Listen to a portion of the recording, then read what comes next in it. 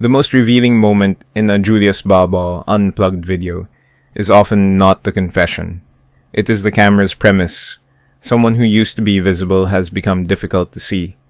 A former star is now living quietly. A comedian who once filled a theater is trying to pay the bills. A singer remembered by a generation is no longer part of the entertainment industry's daily conversation. Then, Julius arrives with a microphone, a familiar voice, and a question that sounds simple, but carries a judgment. What happened after the applause? That question gives his channel its emotional engine. It also creates its central tension. Is the interview giving someone a second chance? Or is it turning their disappearance into content? The answer cannot be found in Julius's biography alone. It is visible in the way the channel frames memory, hardship, charity, nostalgia, and the authority of a journalist who now works inside the attention economy of YouTube. Julius's channel is best understood as an archive that moves. It does not store the past behind glass. It goes looking for the people who have fallen out of the frame and brings them into the present tense. Its recurring subjects are not famous only because of what they once did. They are made interesting by the distance between their public image and their current life. A former beauty queen becomes a worker. An action star becomes a survivor. A once recognizable family becomes a house, a memory, or a problem that must still be solved. This is why the phrase, "Where are they now?" can be both compassionate and dangerous. It promises an update, but it can also make the present look like an epilogue. The person is introduced through a former self, as if the most important fact about them is that they used to be somebody else. The interview then has to fight its own premise. It has to prove that the guest is not merely a faded photograph being held up for the audience's recognition. Julius often wins that fight when he lets the guest remain contemporary. The strongest conversations do not stop at old roles, old romances, or old scandals. They ask about work, family, health, debt, regret, faith, and the small decisions that make a life continue. The past becomes an entrance, not a destination. Viewers click because they remember a name, but they stay when the person begins to sound less like a celebrity and more like a neighbor explaining how they survived the week. The format carries Julius's transition with it. Described his departure as the end of 28 years in its journalism, including reporting, exposés, and public service. He signed off as an anchor at the end of 2021. He had started Unplugged before the pandemic to explore travel, art, sneakers, and family life. Online interviews later pushed the channel toward older and less visible entertainment figures. When Julius asks a question now, he brings a newsroom's authority into a channel where the personality, production, and distribution all carry his name. The pivot reveals how audiences decide what deserves a comeback. A famous guest is not enough. The story has to promise a hidden life, an unanswered question, or a chance to correct the version of the person that survives in public memory. The channel's titles announce this promise in emphatic language.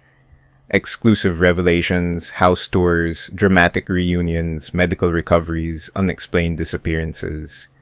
The packaging is loud because the feed is loud. The actual conversations are often quieter. But the title has to win the first encounter. This is where journalism and YouTube begin to pull against each other. Journalism traditionally earns attention by claiming that a story matters to the public. YouTube earns attention by asking whether a story can hold one person's interest long enough to defeat the next thumbnail.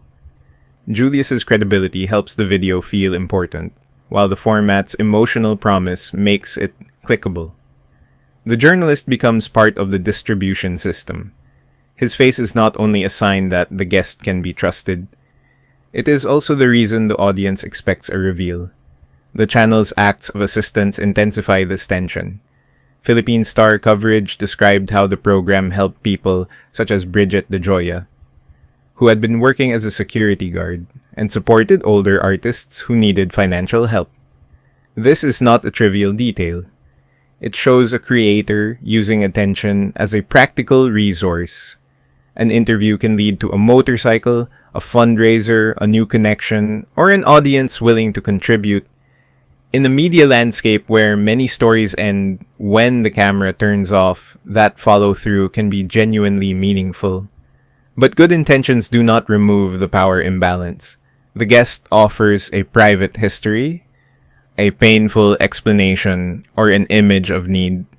Julius controls the questions, the edit, the title, and the moment in which the story enters the public feed. The audience then decides whether to pity, praise, mock, or support the person. Help and exposure can arrive together, but they are not the same thing. A gift may solve an immediate problem, while the video turns vulnerability into a permanent, searchable record. The ethical question is not whether assistance should be shown. It is whether the person remains a person after the assistance becomes part of the story. Does the video give them a future, or only a dramatic before and after? Does the audience learn what the guest wants next, or only what the guest has lost? Does the channel return to the subject when the emotional climax is over? A second chance becomes more than a plot device when the camera is willing to follow the consequences. Julius's channel is especially interesting because it does not only recover celebrities, it also moves through houses, families, collections, working people, and public figures who occupy different positions in the fame economy. A delivery rider, a veteran actor, a politician, and a wealthy homeowner do not carry the same risks when they appear on camera. The channel's broad range exposes a quiet editorial decision. Who is allowed to be complicated and who is reduced to a lesson?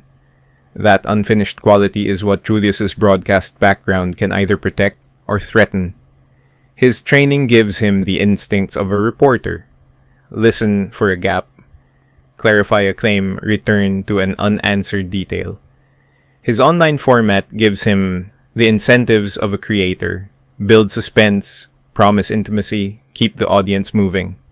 The interview works when those instincts remain in conversation. It fails when the promise of a reveal becomes more important than the accuracy or dignity of the answer. The move of Julius Unplugged from YouTube to TV5 in 2024 made that tension visible. The television version was described as a thematic adaptation of the online material, assembling conversations into more structured episodes. This is not simply a promotion. It is a translation between two ideas of authority. On YouTube, Julius's name is the channel. On television, the program enters an institution with its own schedule, standards, and expectations. The unplugged identity becomes a television format, while still borrowing the intimacy that made the digital version attractive. This is why the channel's best contribution is not that it proves old stars still matter. That is too easy. Its deeper contribution is the insistence that a person cannot be fully explained by the moment when the public stopped looking. A former actor is not only a former actor. A family is not only a house tour. A worker is not only an inspirational twist. The camera can return a person to public attention, but it cannot decide what that attention should mean without listening to the person who is being watched. Julius' real subject, then, is not celebrity, it is visibility. Who receives it, who controls it, and what happens after it arrives.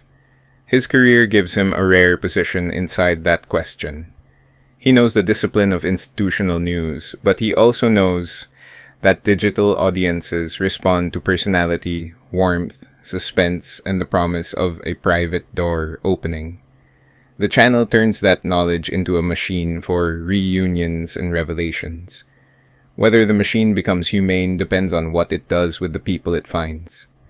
The strongest version of Julius Babao does not treat the camera as a rescue helicopter that descends, films the crisis, and disappears. It treats the camera as a witness with obligations. It checks the claim. It distinguishes a feature from a news report. It makes room for consent, context, and follow-up. It recognizes that help should not require a person to surrender every boundary. And it understands that the emotional ending of a video is often the beginning of the subject's life after exposure. That is the standard the channel quietly sets for itself. A second chance should not mean returning someone to the exact image the audience remembers. It should mean allowing them to become someone the audience has not yet learned how to see. If Julius can keep that promise, his interviews will be more than nostalgia with a microphone. They will be records of people negotiating the distance between who they were, what happened to them, and what they still have the right to become. The deepest question is not why Julius Babao keeps finding people the spotlight forgot. It is whether the spotlight can be made to behave differently when it comes back. Fame usually asks a person to give the audience a version of themselves. A second chance asks for something harder, the freedom to change the story. The camera can open that door, but it cannot walk through for the guest. It can only stay long enough to show that the person was never gone. We simply stopped looking, and now the responsibility is ours to watch, without turning their return into another kind of disappearance